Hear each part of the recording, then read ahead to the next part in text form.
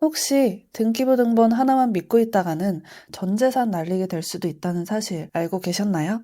최근에 삼행시 통장 만들어서 사기친 사건도 있었죠. 근데 진짜 무서운 건 나라에서 발급해주는 등기부등본이 우리를 100% 보호해주지 않는다는 점이에요. 그래서 오늘은 부동산 계약 전에 반드시 알아둬야 할 세 가지 핵심 포인트를 알려드리겠습니다. 이 영상 끝까지 보시면 적어도 전 재산 날리는 일은 없을 거예요. 등기부 등본은 나라에서 발급하는 공식 서류니까 거기 적혀있는 내용이 사실이라고 믿는 분들이 많아요. 특히 부동산 거래가 처음인 사회초년생일 경우에 더더욱 그렇죠. 근데 상상해보세요. 내가 살고 있는 집에 갑자기 누가 찾아와서 당장 3억 갚으세요.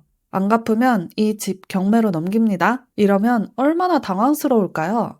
우리는 이렇게 말하겠죠? 아니 무슨 소리세요? 여기 등기부등본에 제 이름 떡하니 써져 있잖아요. 근데 놀라운 건 등기부등본에 내 이름이 써져 있어도 진짜 내 집이 아닐 수도 있고 오히려 깨끗한 등기부가 더 위험할 수도 있다는 겁니다. 그래서 등기부등본은 읽는 법뿐만 아니라 검증하고 리스크를 예방하는 방법까지 꼭 알아야 해요. 부동산에서 등기부등본 보여줄 때 보통은 현재 상태만 설명을 해줍니다. 표제부 갑구 보여주면서 주소 이름 맞고요. 을구에는 근저당 하나 있는데 잔금날 말소됩니다. 보통 이렇게 많이 설명해 주시죠. 근데 우리는 만에 하나의 경우라도 사기를 당하지 않도록 예방하고 싶은 거잖아요. 그러면 꼭 여러분이 직접 등본을 떼서 확인을 해보셔야 됩니다. 말소사항 포함본으로 떼셔야 돼요. 이거는 과거 기록까지 볼 수 있는 버전이에요. 쉽게 말해 그 집의 과거 이력서라고 생각하시면 돼요. 언제 소유자가 바뀌었는지, 근저당이 언제 생기고 언제 없어졌는지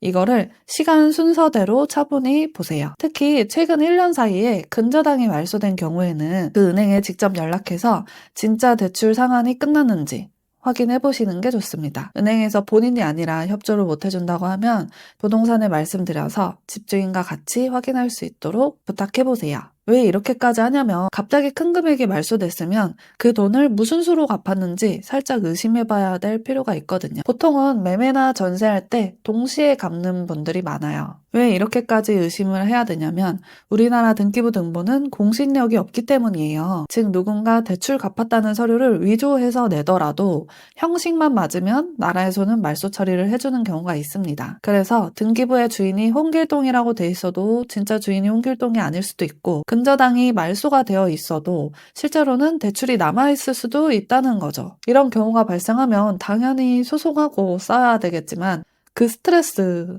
상상만 해도 끔찍하잖아요. 그래서 여러분은 어떻게 해야 되냐면 등기부 등본을 말소사항 포함본으로 발급해서 과거 기록을 꼼꼼하게 확인해 보시고요. 두 번째는 표제부, 갑구, 을구 내용을 꼼꼼하게 확인해 보시는 거예요. 이거는 뒤에서 다시 한번 자세하게 설명해 드릴게요. 그리고 세 번째로 정불안하면 부동산 권리보험을 가입할 수도 있어요.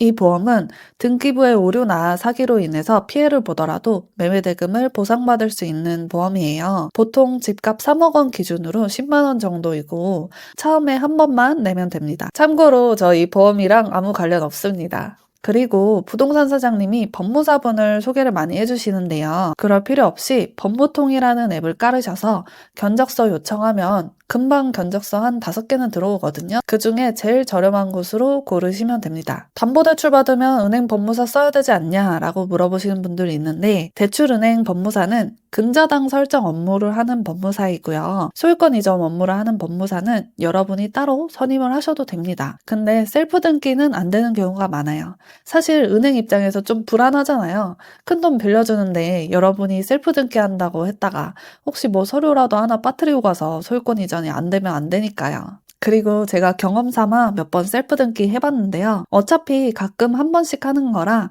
귀찮고 헷갈려서 그냥 수수료 싸고 믿을 만한 법무사에게 맡기는 게 편합니다. 자, 그리고 또 여러분이 확인해야 할 게 몇 가지 더 있어요. 요즘은 전월세 계약할 때 집주인의 국세, 지방세 완납증명서를 제출하게 되어 있는데요. 혹시 안 가져오더라도 임차인인 여러분이 직접 계약서랑 신분증을 가지고 주민센터에 가게 되면 언제든지 집주인의 국세, 지방세 내역을 열람하실 수 있습니다. 그리고 요즘에는 전자계약도 많이 하는데요. 전자계약하면 금리 할인 혜택도 있고요. 자동으로 임대차 신고도 되면서 확정일자까지 한 번에 받을 수 있습니다. 그리고 보증보험 가입하는 거랑 입주 당일에 전입신고하는 것도 꼭 잊지 마세요. 그리고 여러분, 전월세 계약하실 때 부동산 가서 그제서야 계약서 확인하지 마시고 미리 부동산 사장님한테 계약서 초안을 사진이나 이미지로 보내달라고 하세요. 계약서 내용을 꼼꼼히 다 읽어보시고 집주인은 잔금 후 다음 날까지 권리 변동이 없도록 한다 라는 문구가 들어가 있는지 확인해 보시고요. 만약에 안 적혀 있으면 넣어달라고 요청하세요. 자, 그리고 등기부 등본은 부동산 사장님이 아니어도 내 집이 아니어도 직접 발급해 보실 수 있거든요. 진짜 쉬우니까 그 방법을 지금 알려드릴게요. 네이버에 인터넷 등기소라고 검색하고 들어가셔서 로그인을 하시고요. 계약할 예정인 부동산 주소를 검색하세요. 체크 누르고 다음, 체크 누르고 다음. 등기 기록 유형 선택은 현재 유효사항이 아니고 말소사항 포함으로 선택하시고요. 주민등록번호 공개 여부는 집주인 주민등록번호를 알고 있으면 입력하시면 되고 아직 모르는 상태면 미공개로 체크하시면 됩니다. 다음 누르시고 결제하기. 동의 누르시고 결제가 끝나면 이렇게 생긴 등기부 등본을 확인하실 수 있는데요. 쉽고 간단하게 보는 방법 알려드릴게요. 표제부는 그냥 주소라고 보시면 됩니다. 이 집이 어디에 있는지, 몇 층짜리인지, 집인지, 상가인지 이런 게 써져 있어요. 이 주소가 내가 계약하려는 집이랑 같은지 동호수까지 꼭 확인해 보셔야 되시고요. 상가는 아닌지도 확인해 보셔야 됩니다. 전입신고나 대출이 안 될 수도 있거든요. 그리고 토지 별도 등기 있음이라고 적혀 있는 게 있는지도 확인해 보세요.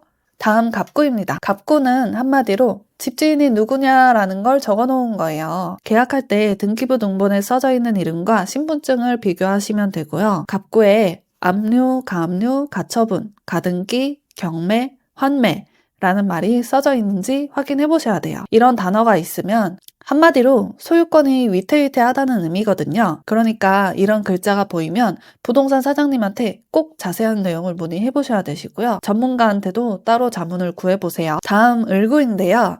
을구는 한마디로 집에 빚이 있냐를 적어 놓은 거예요. 보통 근저당권이라고 많이 적혀 있을 거예요. 근저당권은 이 집을 담보로 은행에서 돈을 빌렸다 라는 뜻이에요. 만약에 이 빚을 제때 갚지 못하거나 이자를 못 내면 집이 경매로 넘어가게 됩니다. 집이 경매로 넘어가게 되면 여러분의 보증금이 위험해질 수 있어요. 특히 전세이신 분들은 근저당이 없는 게 제일 좋고 근저당이 있다고 하면 내 전세금이랑 근저당 금액을 합한 금액이 집값 대비 적정한 수준인지 디테일하게 꼭 체크해보세요. 또 여기 을구에 임차권 등기라는 게 써져 있으면 그거는 전에 살던 사람이 아직 보증금을 못 돌려받았다라는 뜻이거든요. 이것도 당연히 없어야 되는데요. 예전에 있었다가 말소된 경우에도 집주인이 같은 사람이면 좀 조심하셔야 됩니다. 다시 한번 나한테 그런 일이 생기지 않는다는 법은 없으니까. 근데 이 을구가 깨끗해도 실제로는 대출이 있는 경우가 있는데요.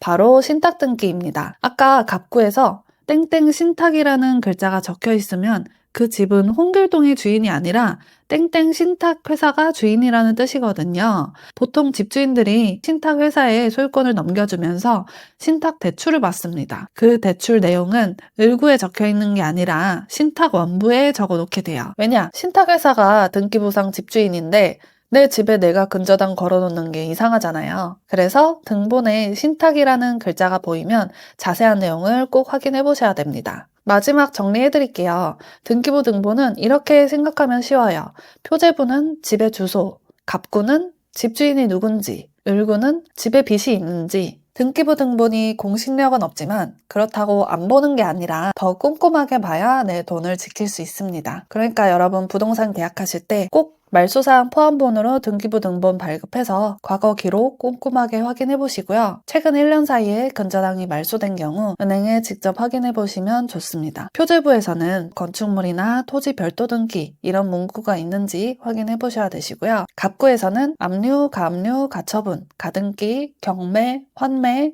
신탁 이런 글자가 있는지 확인해보세요. 그리고 을구에서는 임차권 등기 이력이 있는지, 집값 대비 근저당 비율은 적정한지 점검해보시면 되시고요. 그리고 마지막 잔금 낼 때 신분증 실물 꼭 확인하시고 계좌번호만 받아서 입금하지 말고 예금주 명의랑 계좌번호가 같이 적혀있는 통장 사본을 확인해 보시고요. 마지막으로 정 불안한 경우에는 권리보험에 가입할 수도 있으니까 이것도 고려해 보세요. 등기부 등본이 말을 어렵게 적어놔서 복잡해 보이지만 사실은 집에 주민등록증이라고 생각하면 쉬워요. 이제 여러분도 등기부 등본 직접 확인하시면서 소중한 보증금과 집을 꼭 지키시길 바랍니다. 그리고 제 채널에서는 내 집 없이도 매달 안정적인 임대 수익을 올리는 방법을 알려드리고 있으니까요. 아래 고정 댓글 링크 눌러서 무료 전자책도 받아보시고 다른 영상들도 보면서 유용한 정보 많이 얻어가세요. 이번 영상이 도움이 되셨다면 구독, 좋아요, 알림 설정도 부탁드려요. 감사합니다.